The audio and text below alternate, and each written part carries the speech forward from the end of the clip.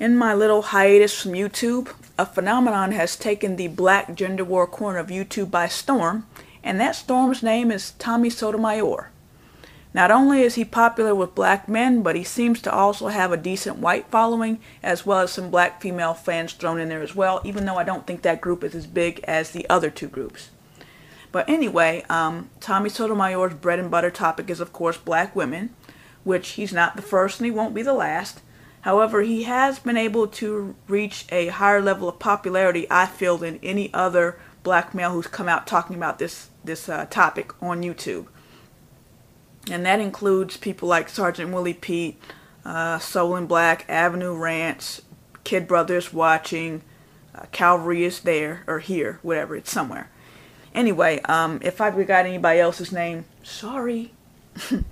You can check Gen X for some of those people. But anyway, I was thinking about why he was able to become so popular, and I won't say in a short time because I really don't know how long he's been at this, and it's not like you can go look at his channel and see when he signed up because he had a flagging problem for a while, so his original channels are long gone, but I think he said he's been at this for 2 years, but whatever.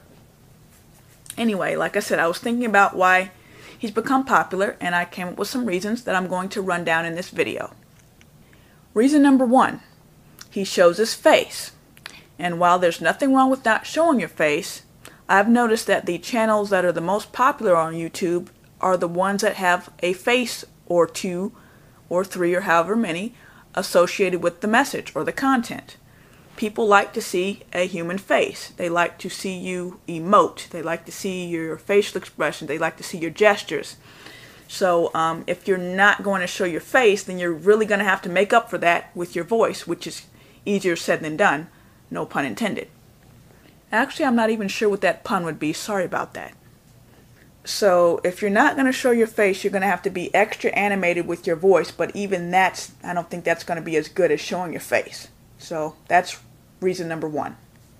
Reason number 2, he's persistent.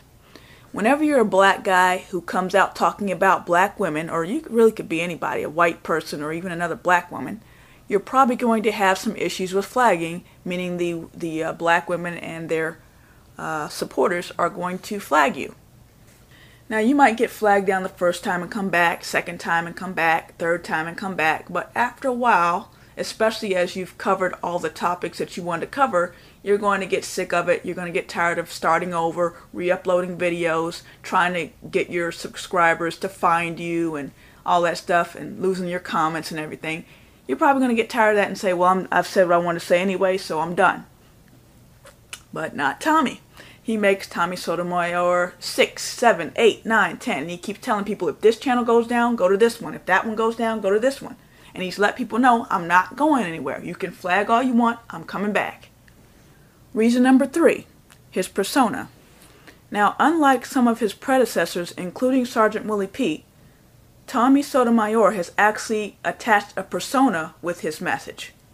He emotes, he does characters, he does voices, he does the broadcaster voice. He's not just a guy sitting on the mic talking, he's actually a character. And I think that even people who don't like him find him entertaining. Moving along to reason number 4, and this is the most important one. A lot of people will say, oh, I like Tommy Sotomayor because he tells the truth. He tells it like it is. And I think a lot of people feel that he's popular because he tells the truth. Well, that's not true. The reason he's popular is not because he tells the truth, and I'm not saying he does or doesn't tell the truth. I'm saying that's not why he's popular. The reason he's popular is because he's harsh. It's the same idea behind why Simon was the most popular judge on American Idol when it was just Randy, Paula, and him. People will say, oh, I like Simon because he tells the truth. Well, excuse me, but I don't recall a single time where Paula or Randy told somebody they could sing when they couldn't. Like, they just might be nicer about it, like Paula will cry and say, honey, your passion is admirable, but you need to find what you're good at because this just isn't it. And then Randy might be like, dog, you was pitchy and you started late and offbeat and that just wasn't good, dog.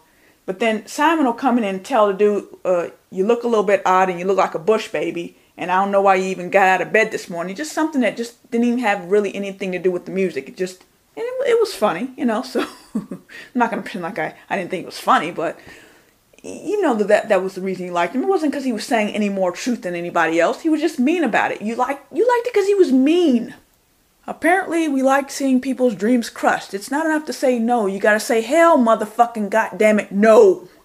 But there's another reason that people enjoy Tommy Sotomayor's harshness, especially on this topic, and it's not just because it's entertaining. As he and some of his predecessors have said, black women are kind of like this, in a certain way, this untouchable group.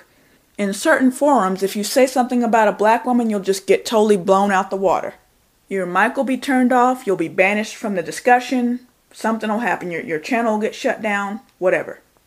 And this doesn't just include black men. There are white people who possibly work with black women, and they have had negative experience with them, but they can't really say anything, otherwise they get accused of being a racist. So there are a lot of people out there who have beefs with black women, but they don't feel they can say anything because they don't want to lose their job, or they don't want to be called a racist, or they're just, scared in general, whatever.